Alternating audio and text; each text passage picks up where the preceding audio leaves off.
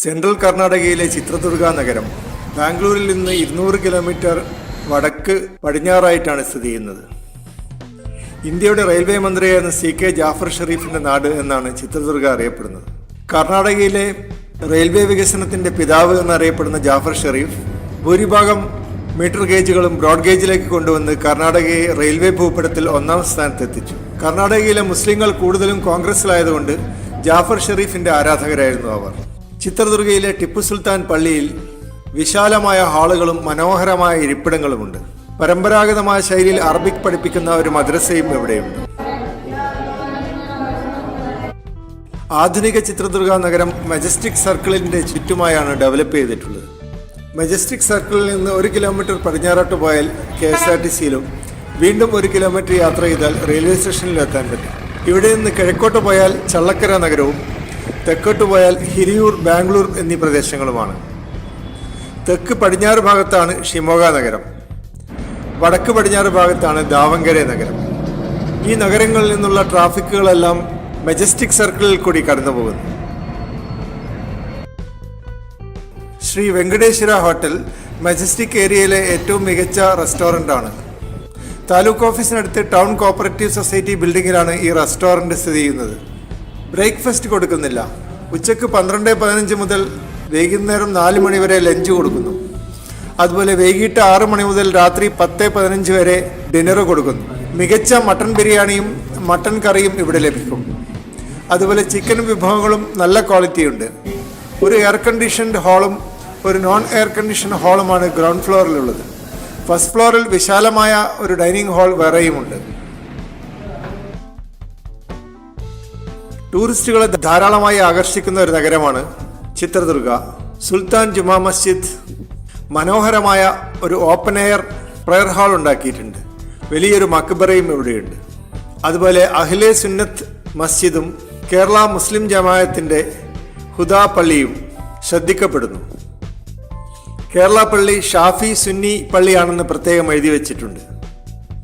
അതുപോലെ തബ്ലീഗ് ജമാഅത്ത് വിഭാഗത്തിന്റെ സൈദാന ഉമ്മർ പള്ളിയും ഖൗസിയ മസ്ജിദ്, ഖൗസിയ മദ്രസ എന്നിവയും പ്രത്യേകം ശ്രദ്ധിക്കപ്പെടുന്നു.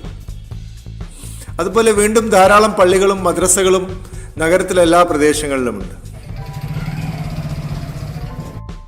11ാം നൂറ്റാണ്ടിൽ ഉണ്ടാക്കിയ ചിത്രദുർഗ കോട്ട ഏറ്റവും കൂടുതൽ ടൂറിസ്റ്റുകളെ ആകർഷിക്കുന്ന ഒരു ഡെസ്റ്റിനേഷനാണ്. ചാലൂക്യ, ഹൊയ്സാല, വിജയനഗർ സാമ്രാജ്യങ്ങൾ ഈ കോട്ടയുടെ വികസനത്തിന് സംഭാവനകൾ അർപ്പിച്ചിട്ടുണ്ട്. രാവിലെ 10 മണിക്ക് മാത്രമേ ടിക്കറ്റുകൾ കൊടുക്കുകയുള്ളൂ.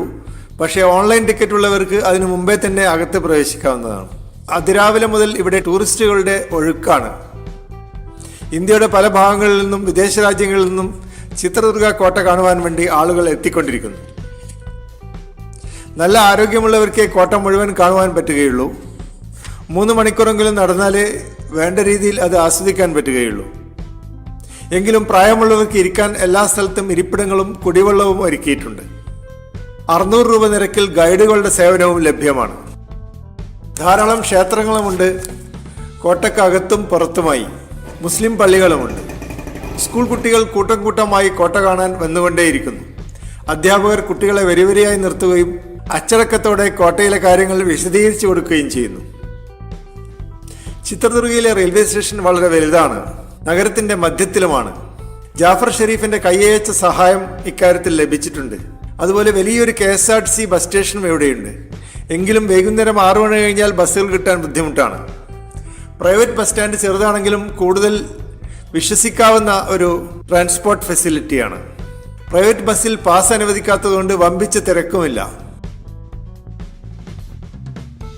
നല്ലപോലെ കാറ്റടിക്കുന്നൊരു പ്രദേശമാണ് ചിത്രദുർഗ ജില്ല. അതുകൊണ്ട് ധാരാളം കാറ്റാടി യന്ത്രങ്ങൾ സ്ഥാപിച്ചിട്ടുണ്ട്. ആകെ 50 മെഗാവാട്ട് കപ്പാസിറ്റി ഉണ്ട് എല്ലാ കാറ്റാടി പ്ലാന്റുകൾക്കും കൂടി. നല്ല ഭക്ഷണത്തിനും പേരുകേട്ട ഒരു നഗരമാണ് ചിത്രദുർഗ. വെജിറ്റേറിയൻ റെസ്റ്റോറൻറ്റ്സ് ആണ് കൂടുതൽ.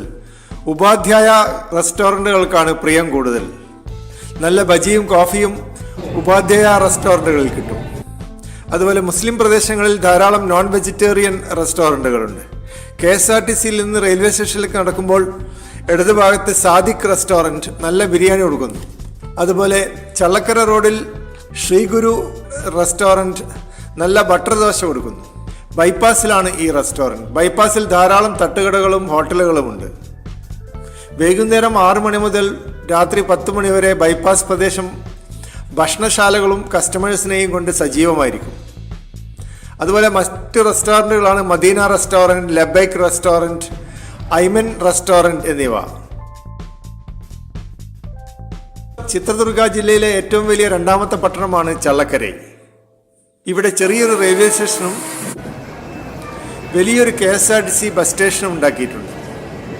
ചള്ളക്കരൈ നല്ല വീതിയും വൃത്തിയുമുള്ള ഒരു നഗരമാണ്. എങ്കിലും ഗ്രാമീണ ജീവിതത്തിനാണ് ഇവിടെ പ്രാമുഖ്യം കൂടുതൽ. കാളവണ്ടികൾ വ്യാപകമായി ഉപയോഗിക്കുന്നു. ചെലവ് ചുരുങ്ങിയ ഒരു നഗരമായി ചള്ളക്കരൈ അറിയപ്പെടുന്നു.